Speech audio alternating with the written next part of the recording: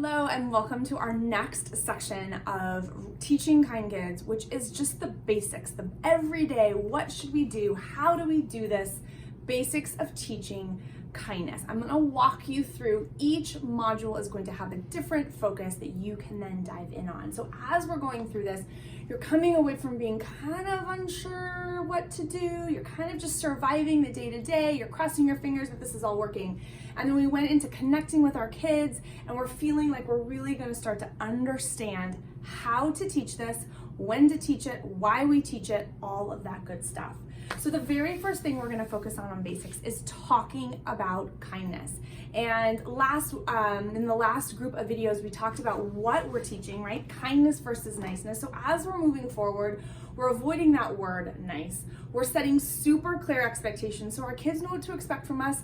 They know what we're looking for. They know what we're wanting, what we're expecting. Our 2 classroom rules or 2 school rules, depending on where you fall in on school campus. So it's, be kind and follow directions. Super, super simple.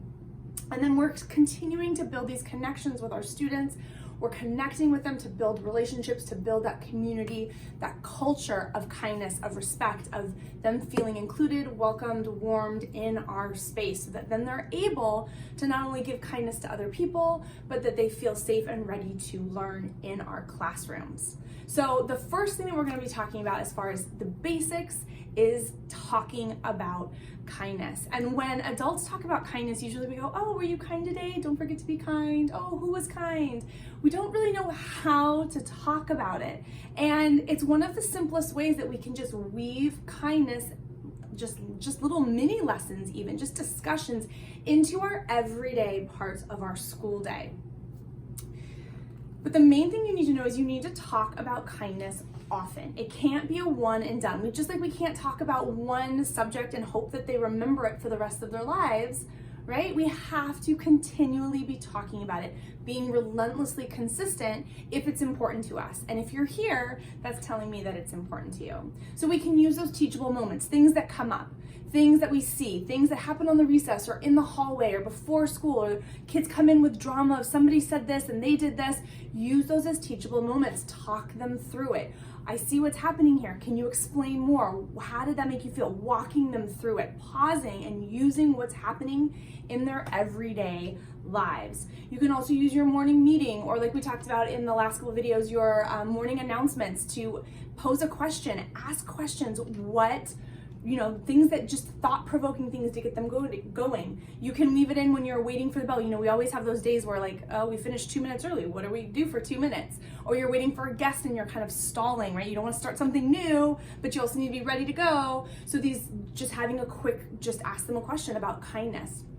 When you're waiting for that bell to go. Books, we use our #1 teachable arsenal, using books and discussing kindness through the lens of the characters that we're already reading in our anthologies or in our chapter books, our free reading books, our library books, using the characters that are right in front of them that they love, that we're reading to them anyways, and just putting a kindness question in there. Is that a kind thing to do? Is that how we treat our friends? Is that how you speak to your parents? Is there a better way that he could have handled it? Was he being a good friend? Was that a really thoughtful thing to do or a really kind of rude thing to do? And then building that in, and as you're having lessons and group discussions, you can build these in. So some things we can talk about, we're asking them, what does kindness look like and sound like and feel like? And so for a lot of our kids, they know what kindness isn't. They know what mean is, but they have a hard time explaining what kindness really is. And so we can talk about and give them different examples. So it's anti-bullying, it's standing up to bullies, it's being helpful, it's being a good friend, it's being friendly, and those are 2 different things, right? You can say hi or smile to someone that you don't know. That's very different than being a good, true friend. Being polite, social graces, right? Excuse me, may I get by? Standing to the right so that people can pass on the left. Smiling, waving. Thank you, please, excuse me. Covering our sneezes and our coughs into our elbows so we're not spreading our germs. Other things for what is kindness, being an includer, and we're gonna go into that and explain that to our kids and teach them how to be includers. Being mindful of other people, thoughtful, thinking, considerate, like how would they take this? Or that would probably hurt their feelings if I did this or if I said this. Teaching them compassion and empathy. All of those things our kindness. So it's not just a one thing, like kindness is this. It's so many things, and that's fantastic, but that is maybe why it's hard to nail it down and then talk about it. But it's very easy to talk about being helpful, right? How can you help? When was the last time you helped? How does it feel when you help? We can talk about all of these things. And as we're talking to our kids about this, and we're just asking questions throughout our day, we're using those teachable moments, we're building it in around the books that we're already reading, around the things that we've already got going, we're also building up their emotional intelligence, because now they're having to put words to thoughts or feelings that may just kind of, it comes in their brain and it goes right out. But if they pause and they are able to talk about it, you're building up their emotional intelligence. So you can ask them when you see them doing something kind, or you see someone or a character in a book doing something kind, how did it feel to be kind? Or how do you think the character felt being kind? How does your act of kindness make other people feel? So connecting the emotion to the action.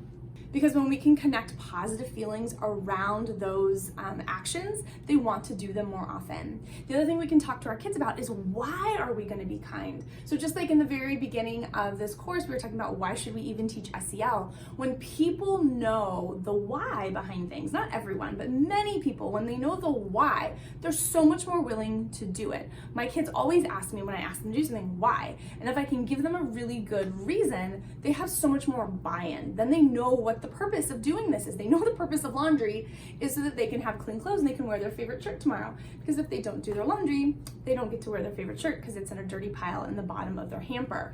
Giving them the why motivates them to do it more often. So why are we kind? We can talk about this with kids. We can explicitly explain to them the why. Other than this is just what you're supposed to do, there are some really good reasons. And different kids are going to resonate with different reasons, just like because we all have different personalities.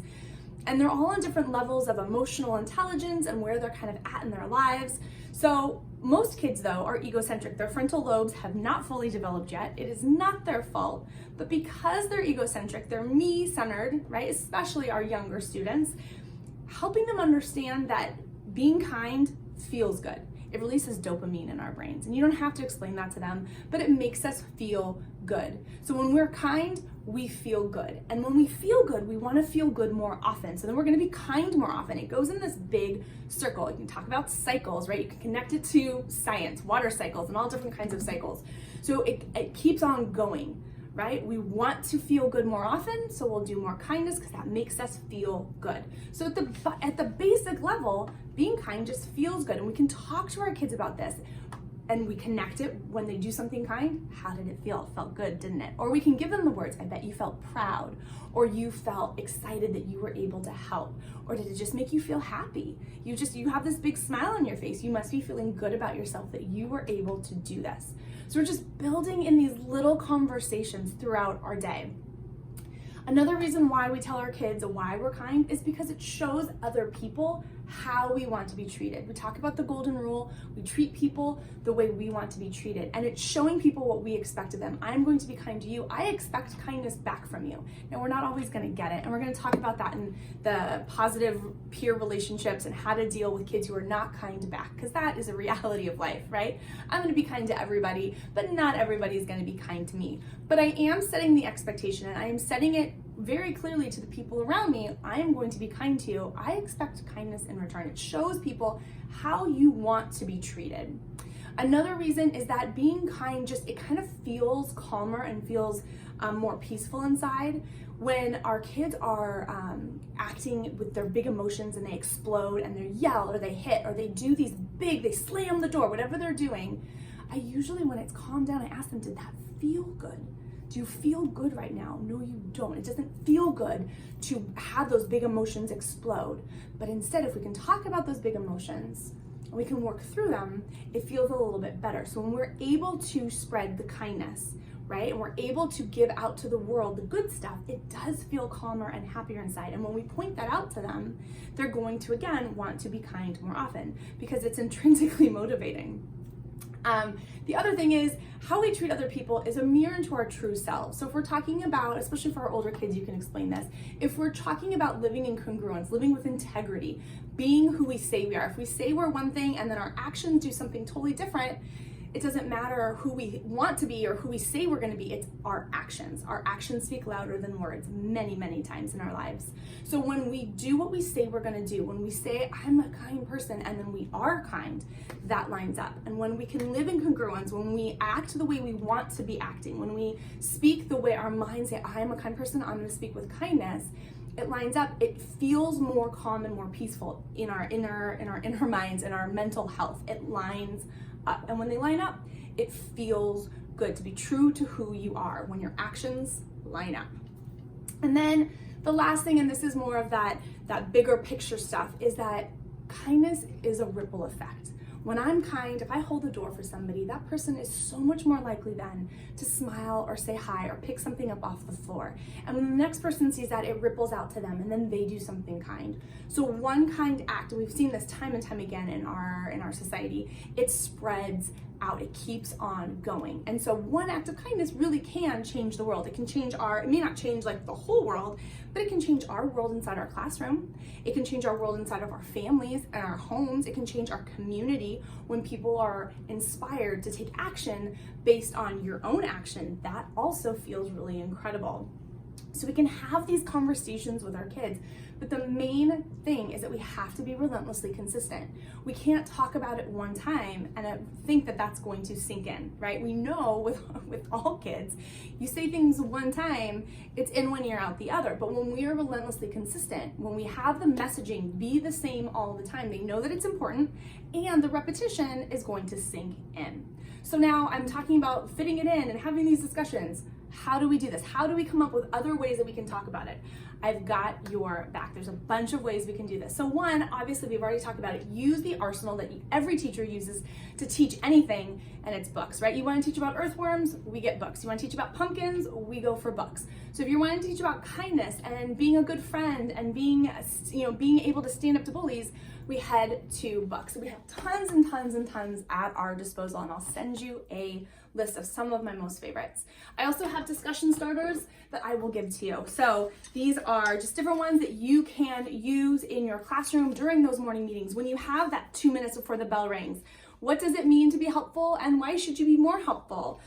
What qualities make someone a good friend? So there's different ones depending on the color. How can you show more kindness to your classmates at school? Different discussion starters. If a new kid comes to school, how can you make them feel more welcome? Just inviting that conversation.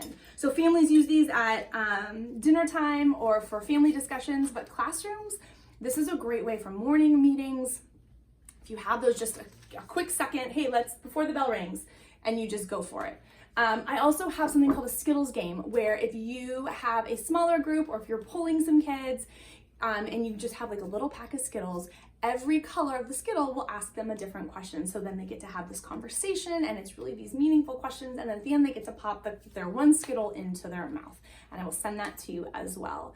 And then the other one that I have for you is our Kind or Trash game. And students love this game. So this Kind or Trash game is a way for our kids to decide what is kind and what is not. And it allows them to build off the discussions. And it comes with blank ones so that you can add in those teachable moments.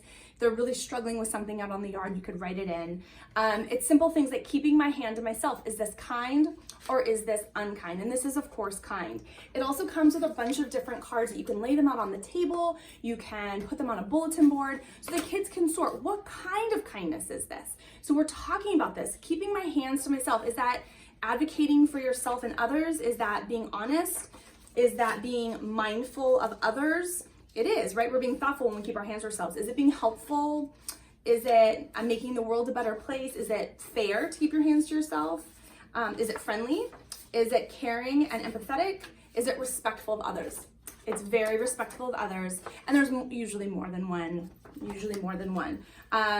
Cleaning up after myself, right? Being respectful of others. Teasing someone. Is this kind or is this trash? This is trash. Let's talk about this. Why is this trash? It doesn't feel good. It's not funny when we tease other people. It goes in the trash can. You put it in, it is trash. You make a big deal of it. Boom, yuck, gross. That's not what we're gonna do in our class, because in our class, we are kind. Cutting in line. I wanna be at the front. I'm gonna cut in line. Is that kind or is that trash? That is trash. That is not respectful of other people who've already been waiting. Trash. It goes in. Hugging a friend when they're sad. Is that kind or is that trash? So going through these, there's a whole stack of them for you. And some of them are very nuanced.